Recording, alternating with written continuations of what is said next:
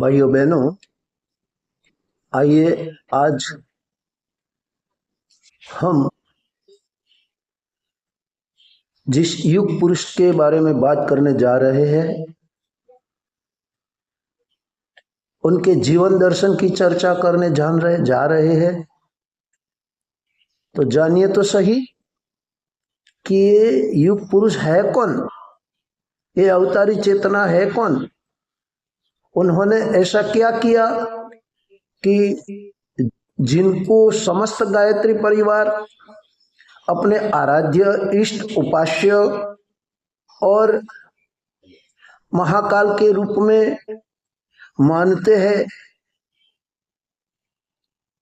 उनकी बातों को, उनके विचारों को, उनके साहित्य को जन जन तक पहुंचाने के लिए इतने लालायित क्यों है, आइए जानते हैं। लेकिन इसके पूर्व सबको सद्बुद्धि प्रदान करने वाली, सबके विचारों को सही दिशा में ले जाने वाली, दिव्य ऊर्जा प्रदान करने वाली, ब्रह्म ज्ञान देने वाली, कामधेनु, कल्पवृक्ष, पारस, अमृत, जिसको ऋषि मुनियों ने कहा है, अवतारी चेतना ने उनका गान किया है। वो वेद माता, देव माता, विश्व माता,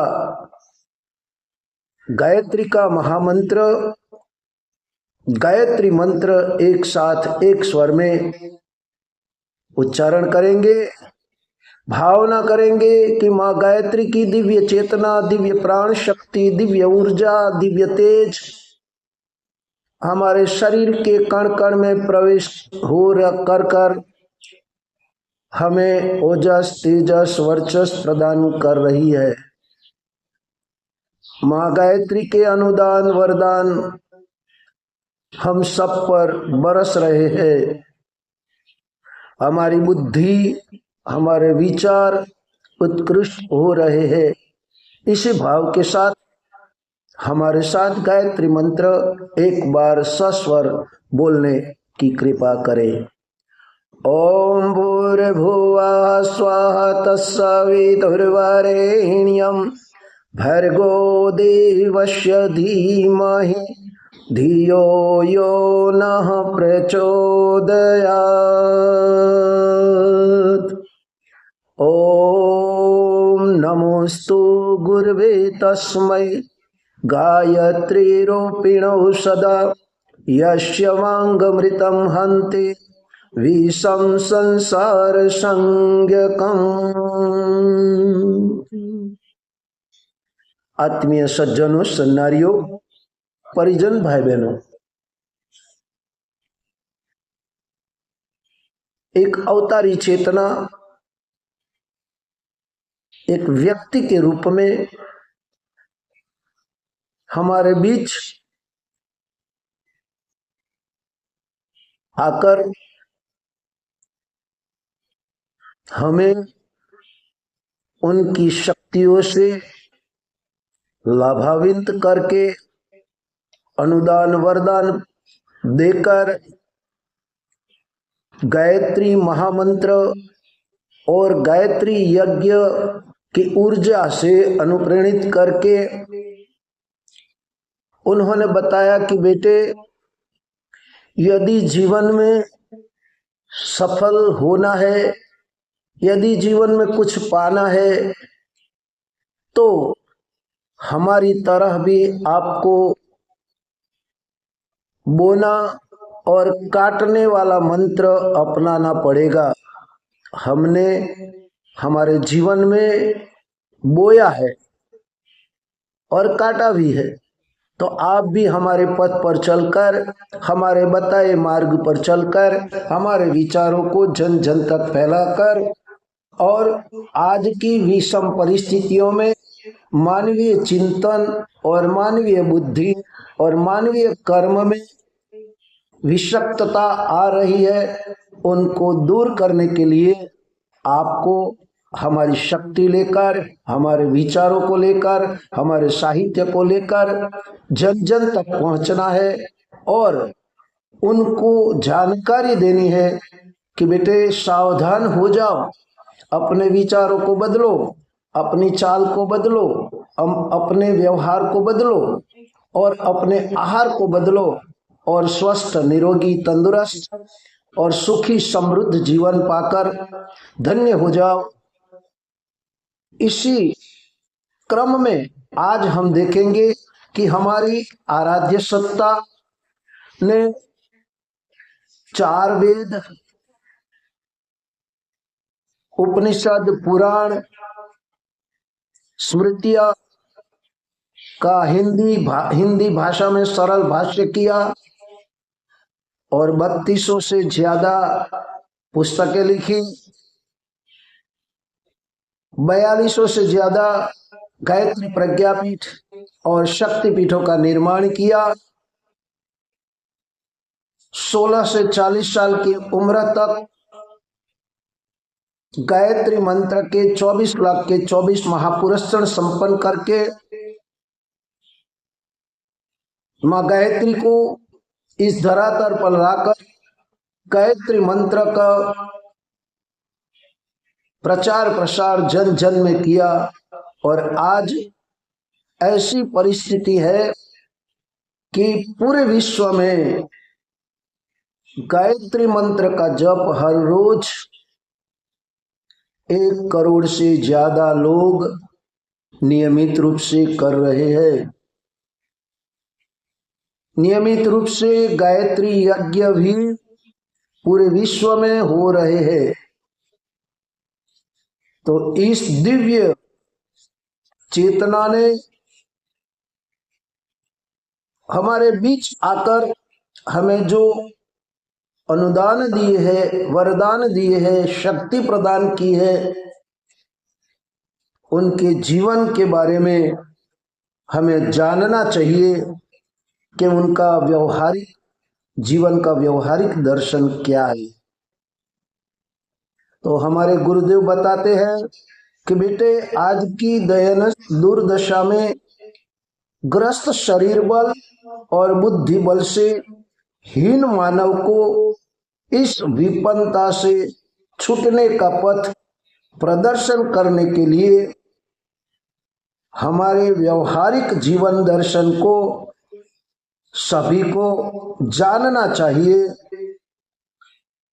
हमारी वाणी और लेखनी से संभवतः यह कार्य संभव न हो पाता जो उन्होंने अपना उदाहरण प्रस्तुत करके उनका जीवन दर्शन पग पग पर इस सिद्धांत का प्रतिपादन करता है कि मनुष्य व्यक्ति हर परिस्थिति से जूझ सकता है और हर विपन्नता को पार करते हुए प्रगति पथ पर निर्बाध रूप से गतिशील रह सकता है। भाइयों बहनों, आगे गुरुदेव बताते हैं कि बेटे पैतृक दृष्टि से हम संपन्न थे।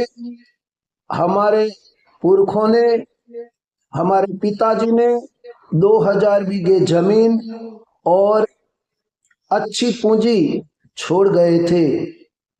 यह सब संपदा मिलाकर लाखों रुपयों में हो सकती थी, पर हमने उसको लोक मंगल के लिए दान करके स्वेच्छापूर्वक गरीबी का, निर्धनता का वर्ण किया।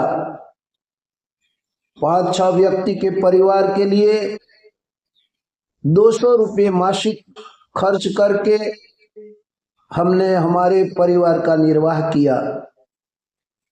ये सब हम इसलिए बता रहे हैं कि यदि संपन्न परिवार, यदि धन से संपन्न परिवार सुख सुविधा प्राप्त कर सकता है, लेकिन बेटे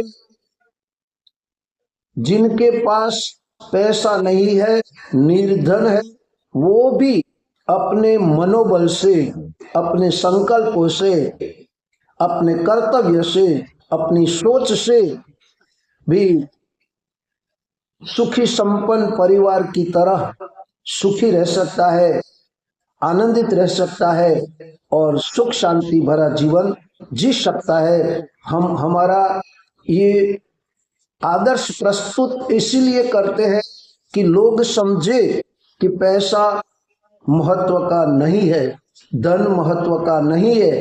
यदि मानवी के पास अपने चिंतन, अपना व्यवहार, अपना कर्म श्रेष्ठ होगा और अपना दृष्टिकोण उत्कृष्ट होगा तो निर्धनता उसका कुछ बिगाड़ नहीं सकती। यही आज की सबसे पूंजी है, उपलब्धता है। तो हर मानवी को अपने पास जो धन है, संपदा है, उनको लोक मंगल के लिए, जन जन के लिए उपयोग करना है।